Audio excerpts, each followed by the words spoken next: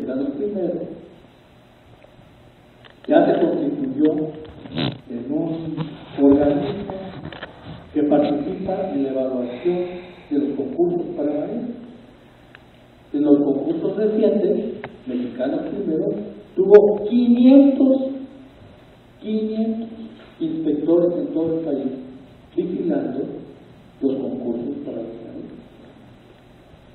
Las nuevas leyes, incluyendo el Instituto Nacional de Educación, abren formalmente, oficialmente, legalmente el espacio para que estos organismos intervengan en la operación de nuestro sistema de educación pública. Los maestros tienen toda la razón en oponerse a estas maniobras, y no solamente por sus propios intereses, sino por los intereses de todos los mexicanos. Haber convertido a los maestros en un gueto, como muy bien dijo hace algunos días el maestro Héctor Díaz Polanco, haberlos convertido en un gueto es el primer paso para el cambio radical de las relaciones laborales en este país. Y con eso no es el primer paso, porque ya se dio una reforma laboral que también va en esa dirección. Pero sin duda con la llamada reforma laboral y con la conversión de los maestros en este gueto desde el punto de vista laboral, se están dando los pasos para acabar definitivamente con los derechos de los trabajadores. Así lo ven también, por ejemplo, los trabajadores de la educación de los Estados Unidos, lo tienen muy claro. Incluso plantean que es necesario que el pueblo trabajador de Estados Unidos, de México y de Canadá tenga claro que el conflicto no es entre México, Estados Unidos y Canadá, sino que el conflicto real es entre los pueblos de México, Estados Unidos y Canadá frente a estas oligarquías que están en un plan abusivo, temerario, lanzando una serie de reformas que acabarían con los derechos del pueblo. Tienen también mucha razón los maestros en oponerse, porque esta llamada reforma educativa está llena de una serie de barbaridades pedagógicas, barbaridades educativas. En una cuestión tan central en esta llamada reforma como es la evaluación, han demostrado que no tienen una idea de lo que quiere decir evaluación. Tanto en la reforma al artículo 3 constitucional como en las leyes secundarias que ya se aprobaron, hay una serie de contradicciones sobre las cuales no me puedo extender, pero señalaré una que me parece que tenemos que tener muy presente, y es la confusión que tienen entre evaluación y medición. Yo creo que sobre esto, pues cualquier estudiante de primero de universidad, le queda claro que no es lo mismo medir que juzgar. Esto es medir que evaluar. Pues en las leyes, pues recuerden que el artículo 3 constitucional, ¿cómo quedó? Queda especificado que la evaluación es medir. No es una cuestión menor, porque efectivamente medir es un asunto meramente técnico, es investigar qué tantas veces cabe una unidad de una determinada cantidad. Pero evaluar es juzgar, y juzgar implica definir los criterios del juicio, implica problemas filosóficos, conceptuales, sociales, políticos. Y precisamente lo que ellos están haciendo con todo esto es ignorar este lado trascendental de la evaluación, plantearlo como una cuestión meramente técnica en la cual no tienen por qué meterse ni los maestros ni nadie más. Solamente los técnicos son los que van a resolver. Y por eso, cuando constituyeron este nuevo Instituto Nacional de Evaluación Educativa, pues dijeron que los que iban a poner son técnicos que sepan. No entiendo más, habría mucho que decir sobre las barbaridades pedagógicas, educativas, filosóficas que tiene esta reforma, Pero creo que es muy importante que tengamos claro que nos estamos enfrentando a un proyecto de los dueños de este país que en última instancia va en contra de los intereses fundamentales de los trabajadores y del pueblo mexicano. Muchas gracias.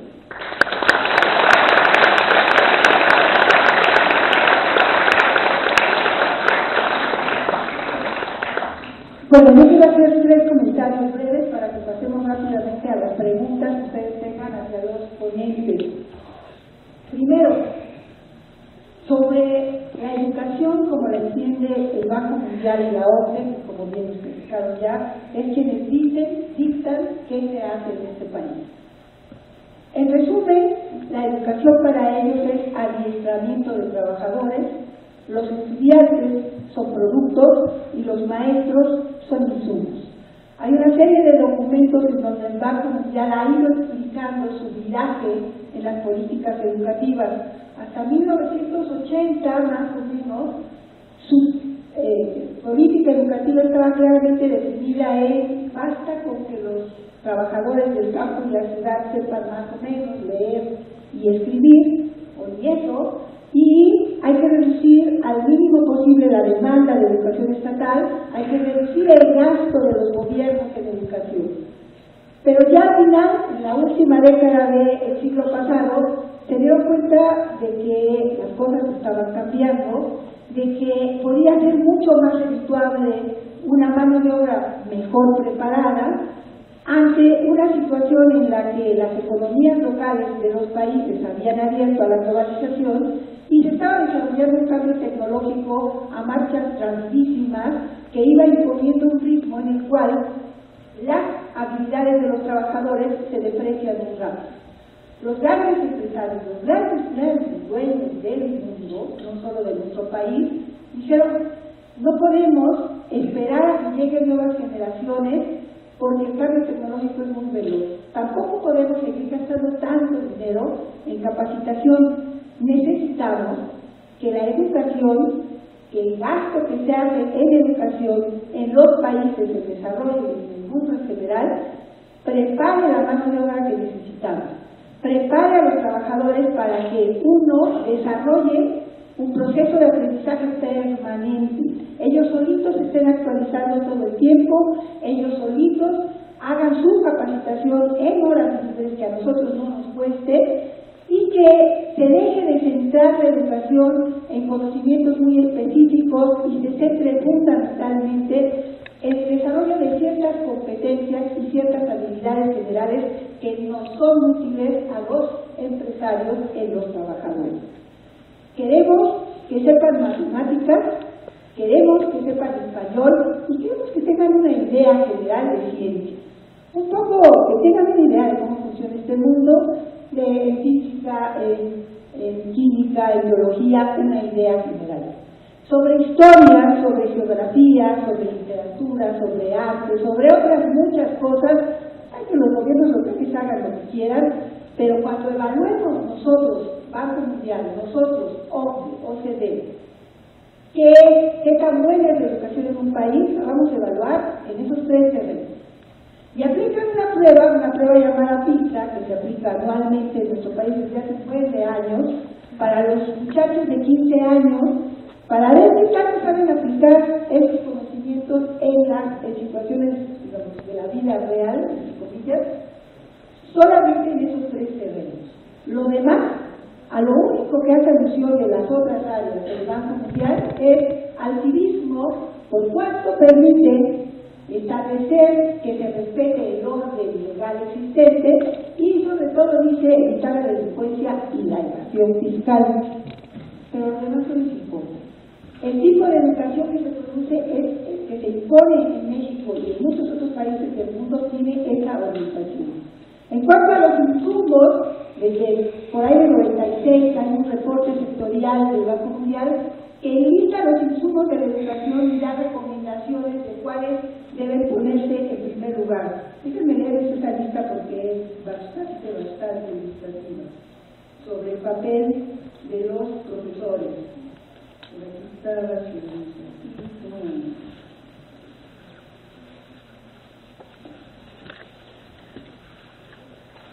Y lo da en este orden que les voy a leer.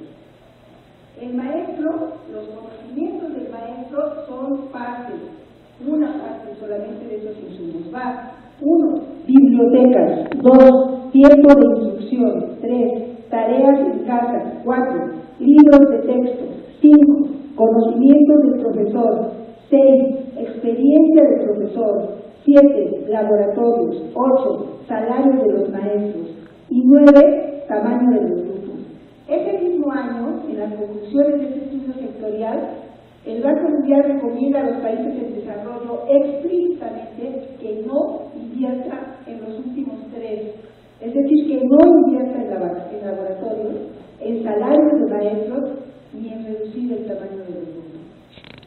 El maestro entonces es un insumo que tiene que servir para producir ese capital humano del que nos hablaba Hugo, que no es otra cosa que los trabajadores que se requieren desde el punto de vista del gran capital.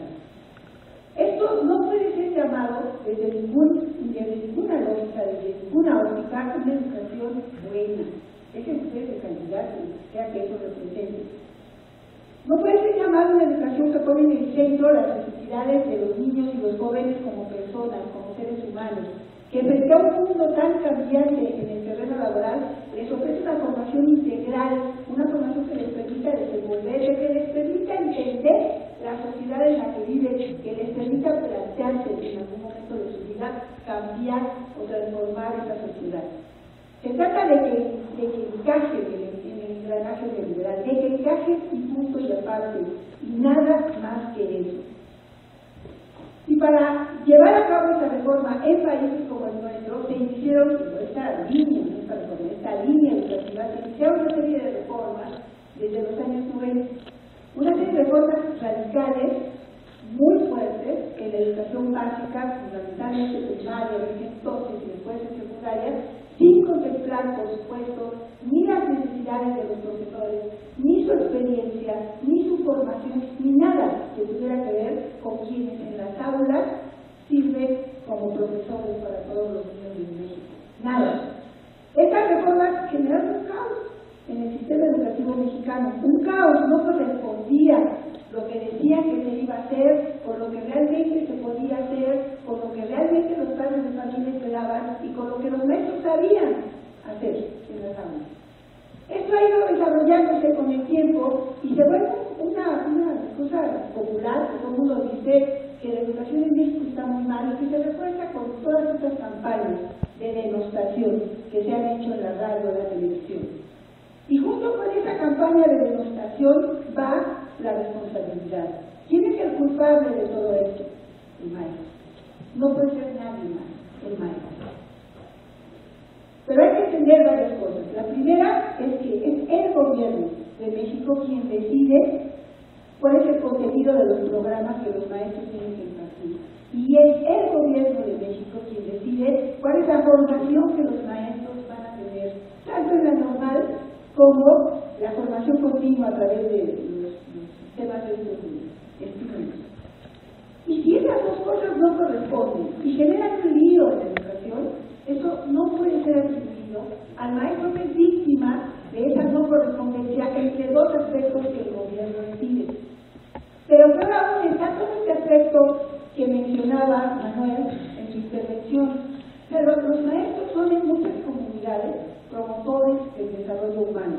Los maestros reciben a los niños y no solo se encargan de ver si aprende a leer o escribir o no, los maestros se relacionan, se entrelazan con las sociedades donde viven y resulta que cada vez más esta sociedad está repleta de todas las consecuencias de 30 o no sé cuántos años de neoliberalismo.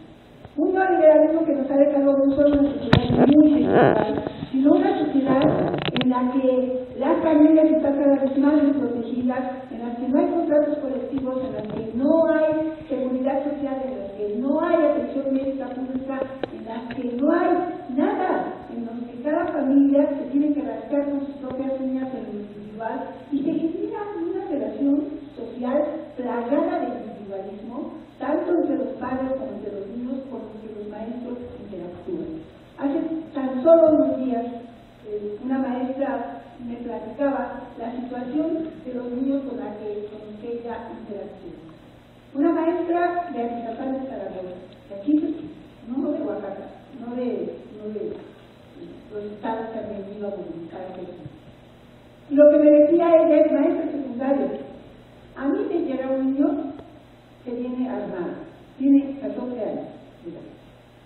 Yo lo reporto, los reunimos en la dirección con él, la trabajadora social, la directora, el director, yo, y le decimos, ¿qué te pasa? ¿Por qué traes un arma? Y el niño dice, si quieres te las dejo mientras estoy en mi escuela. Pero yo no puedo salir de esta escuela sin arma porque me matan. Porque yo soy parte de una pandilla y esta escuela está en territorio de otra.